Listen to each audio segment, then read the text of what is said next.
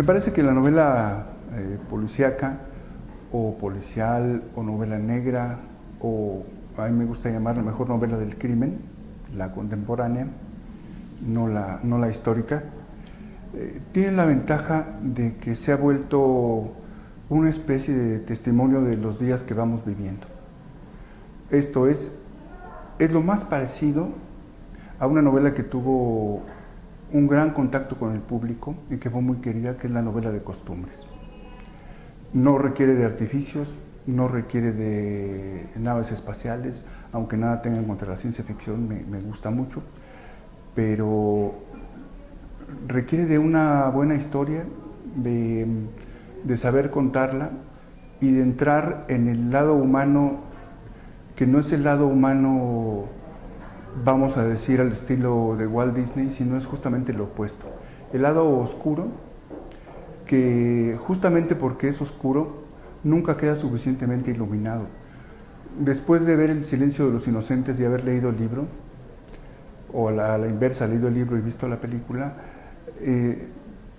sí vimos un poco de luz en esa parte oscura del ser humano, pero aún quedaba mucha oscuridad. Y es por eso que sigue habiendo escritores que se dedican a escribir sobre la condición humana de la maldad, de hacer daño sin recibir un pago, porque si te pagan por matar, ya es un negocio, ya no es ni una conducta patológica, ni un placer extraño, ya es vil negocio. En la novela de la que hablamos, no hay intercambio de dinero. Nadie paga por los servicios de nada. Hay muy poco dinero en efectivo, no hay tarjetas de crédito. Bueno, vamos, existe todo ese concepto, pero no se usa para recibir el apoyo de otro. Lo único que se requiere para que alguien coopere en la investigación de lo que está pasando o para que dos personas que son asesinos en serie se enfrenten, lo único que se requiere para todo eso es de la lealtad y de la amistad. No hay negocio.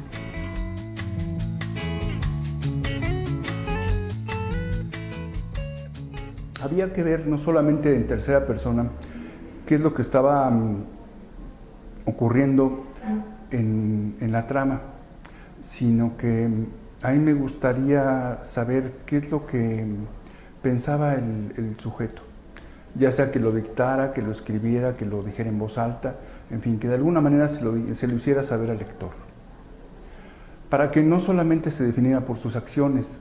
Es muy hermosa una novela en donde los personajes solamente se definen por sus acciones, pero si además de sus acciones se pudieran definir por la palabra, y este sujeto tiene la educación suficiente como para hacerlo, bien podía contarle al lector qué es lo que está pasando. Sin proponerse, no le dice, oh querido lector, ahora estoy en la fase 1 de ser un asesino en serie, no, sino que vamos viendo la evolución. Y el asunto, que me llevó un tiempecillo trabajarlo, es que, aunque fuera una suerte de monólogo interno, que aparece varias veces a lo largo de la novela, de todos modos, ese monólogo interno hiciera caminar la maquinaria narrativa de la propia obra. Esto es, lo que él cuenta, no lo cuenta nadie más en tercera persona, no lo cuenta ningún otro narrador, ninguna otra voz narrativa. Lo que él cuenta nada más lo sabe él, o lo vio de esa perspectiva solamente él. Y de esa manera va avanzando la trama y al mismo tiempo vamos entendiendo más el porqué de lo que va a ocurrir más adelante.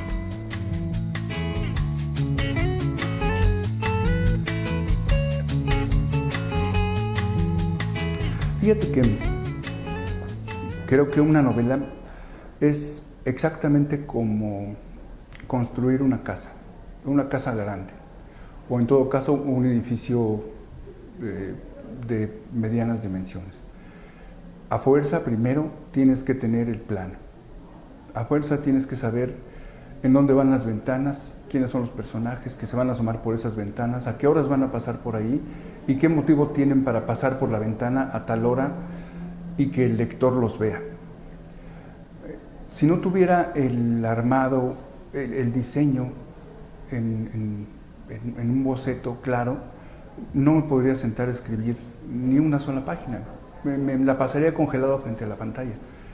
Entonces, siempre para escribir hago una especie de levantamiento previo de datos, y desde luego voy empezando a trabajar sobre los personajes.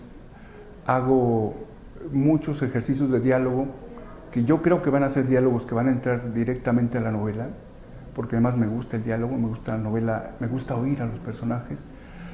Y de todo eso, en realidad, lo que obtengo es más bien los cimientos de esta pequeña edificación que te digo, que viene siendo la novela, y ya no me preocupo. Ya desde el principio sé en qué va a terminar la novela, qué pasa en medio, tengo la edición de capítulos, y en cada capítulo, que viene siendo, digamos, un folder de considerable anchura, está toda la documentación, fotos, dibujos, quizá un boleto de avión. Hay elementos físicos que me dicen qué es lo que debe de ir ahí, y además hay una hojita que me dice en qué parte deben de entrar, para que a su vez lo que pasa en el capítulo 2 se conecte con el capítulo 16 y tenga sentido lo que pasa en el 12, en fin. Eso lleva tiempo, no es divertido, pero después, ya cuando está uno haciendo propiamente el trabajo de escritura, es maravilloso, porque ya está, digamos que ya tienes el plano y ya nada más llegas a hacer los cimientos, a poner tus varillas y empiezas a edificar.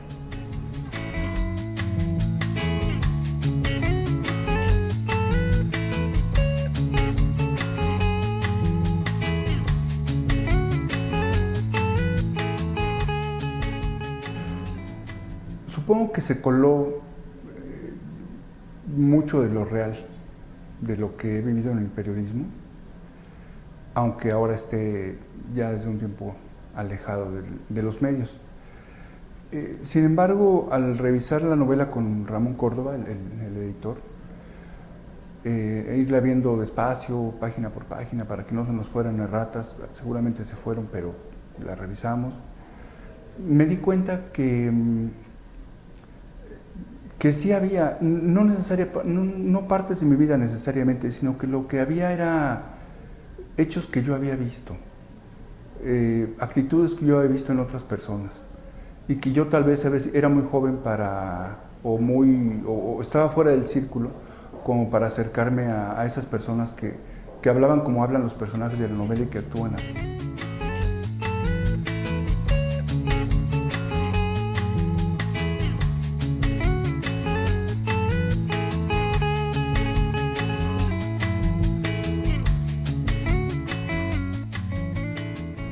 Si no el primer esquema, la primera imagen que yo tenía de la novela era de una especie de cuadrado, como una servilleta. En las dos esquinas había dos asesinos en serie que iban avanzando y que se estaban buscando para matarse entre ellos mismos.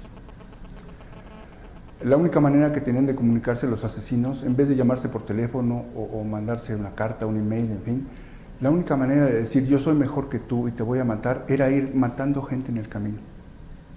En las otras dos esquinas, quienes estaban eran los dos periodistas que a su vez son investigadores, que a su vez son personas que saben disparar y que no les importa matar y defenderse, y que también se iban encontrando para ir desenrollando la madeja que iban tejiendo los diversos asesinatos.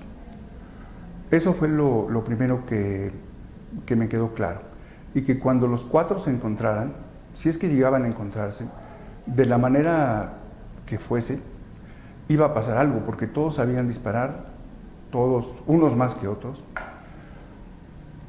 pero finalmente había que resolver un doble misterio, que es la doble fila de asesinatos que empiezan a aparecer en la ciudad.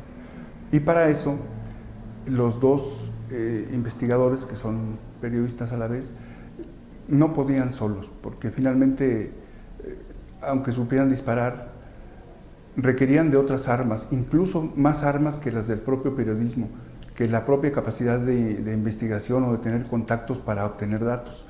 Requerían de un grupo de amigos muy atípicos, ciertamente. No se hicieron de un grupo de de sicarios armados para enfrentarse a esta gente, porque ni siquiera sabían cómo eran los posibles asesinos, ni si eran hombres o mujeres o cuántos eran. En realidad eso lo van descubriendo a lo largo de la novela. Así que, tal cual van ocurriendo los hechos, aunque yo ya los tuviera claros, ellos tuvieron que ir echando mano a lo largo de la novela de diversas capacidades de sujetos para entrar, por ejemplo, a un sitio donde no habían sido invitados y tener que violar varias cerraduras, algunas de ellas avanzadas. Y para eso tenían a una persona del pasado. Así que tienes razón cuando dices que se evidencia la amistad en la novela, porque aunque corra mucha sangre, aunque haya muchos balazos, aunque todo sea producto de la venganza, aún así, todos los que aparecen en la novela, todos desde la primera página hasta la última, están en realidad dentro de una esfera de ficción que se podría llamar la esfera de la amistad. Todos, de alguna manera, unos con más, otros con menos, pero todos son amigos de alguien. Y todos responden a la lealtad y a la amistad. Todos, incluso los asesinos originales, ¿no? Digo los originales porque Valderas y el otro finalmente más bien actúan un poco a la defensiva al principio.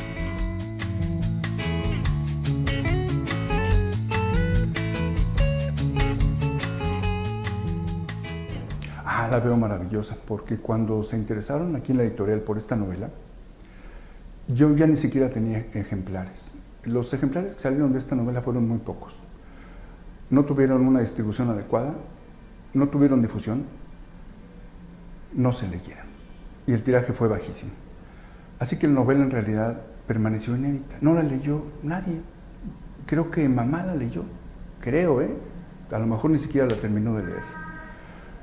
Así que la novela se quedó inédita. Cuando me dijeron que estaban en disposición de que después de la novela de Acuña publicáramos enseguida una novela más para este año, yo estaba trabajando en una, y dije, vamos a ver qué pasa, qué piensan sobre Soñar una bestia.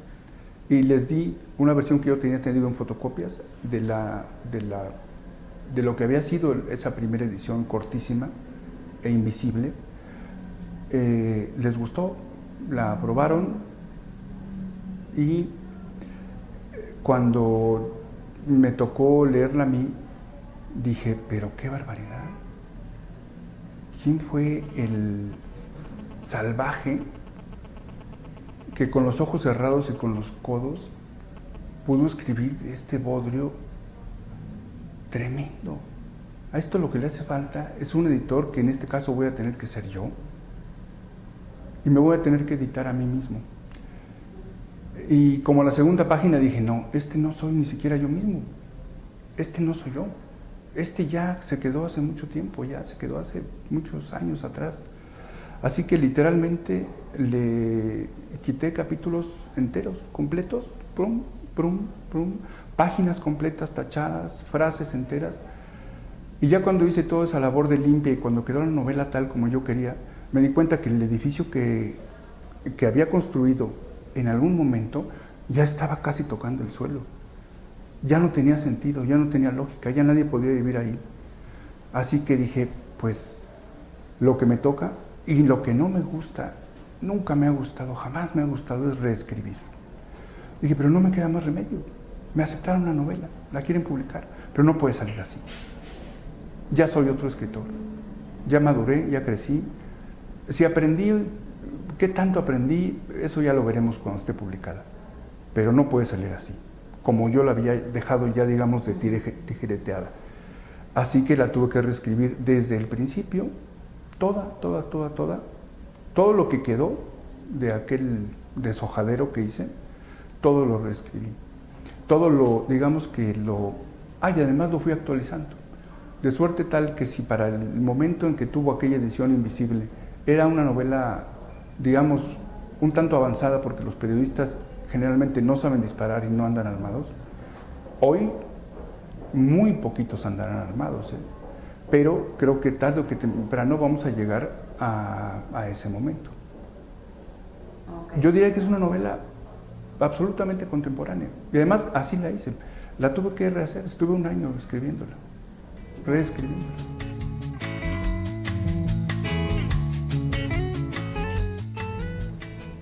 Mira, en México solamente he admirado y he tratado de aprender de dos, de Vicente Leñero y de Ricardo Garibay. Leí la obra completa de los dos y cuando leo lo que yo escribo, me doy cuenta de que para mi tristeza no hay ni una línea de Garibay y ni una sola construcción de Leñero. No están. Por más que yo los quise no meter a fuerza, sino que quise, digamos, bañarme en las palabras y en las formas que ellos dos inventaron, porque realmente los inventaron, no sucedió así el fenómeno. Así que quizá algún proceso mental interno sí los reconoce, pero no soy capaz, no puedo, ni siquiera voluntariamente, intentar repetir algo parecido a lo que ellos llegaron a hacer. Luego, ya hablando de novela en donde hay sangre y balazos y tal, en español solamente admiro a uno, que es Andreu Martín, catalán, queda en pública desde luego en catalán, vive en Barcelona, pero prácticamente todos sus libros, que son unos 60, 70, se consiguen en castellano. Y traducido del inglés al castellano, o si se puede leer en inglés, aunque tenga caló y demás, yo creo que el mejor, aunque lo leí apenas lo empecé a leer hace unos 3 años, es John Connolly. John Connolly es un maestro enorme y curiosamente muy joven, pero ya se volvió casi insuperable. Es bestial John Connolly.